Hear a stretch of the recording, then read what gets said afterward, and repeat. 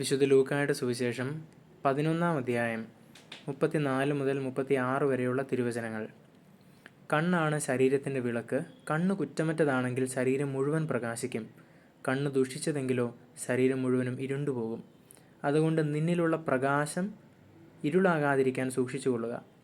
ഇരുളടഞ്ഞ ഒരു ഭാഗവുമില്ലാതെ ശരീരം മുഴുവൻ പ്രകാശം നിറഞ്ഞതാണെങ്കിൽ വിളക്ക് അതിൻ്റെ രശ്മികൾ കൊണ്ട് നിനക്ക് വെളിച്ചം തരുന്നത് പോലെ ശരീരം മുഴുവൻ പ്രകാശമാനമായിരിക്കും. ദിവ്യകാരുണ്യ ഈശോയെ, ഞങ്ങളുടെ കണ്ണിനെ വിശുദ്ധിയിൽ കാത്തു സൂക്ഷിക്കാൻ ഞങ്ങൾക്ക് കൃപ തരണമേ. ഞങ്ങളുടെ ശരീരം മുഴുവൻ പ്രകാശിക്കട്ടെ. ഈശോയെ, യഥാർത്ഥ പ്രകാശം അങ്ങാണല്ലോ. ഈശോയെ, ഞങ്ങളിലുള്ള ഇരുളിനെ അങ്ങെടുത്തു മാറ്റണമേ. നമ്മുടെ കർത്താവ് ഈശോ മിശിഹായുടെ കൃപയും പിതാവായ ദൈവത്തിൻ്റെ സ്നേഹവും പരിശുദ്ധാത്മാവിൻ്റെ സംസർഗവും പരിശുദ്ധ അമ്മയുടെ വിശുദ്ധ കമിലസിൻ്റെ മാധ്യസ്ഥവും നാം എല്ലാവരോടും കൂടെ ഉണ്ടായിരിക്കട്ടെ, ഇപ്പോഴും എപ്പോഴും എന്നേക്കും. ആമേൻ.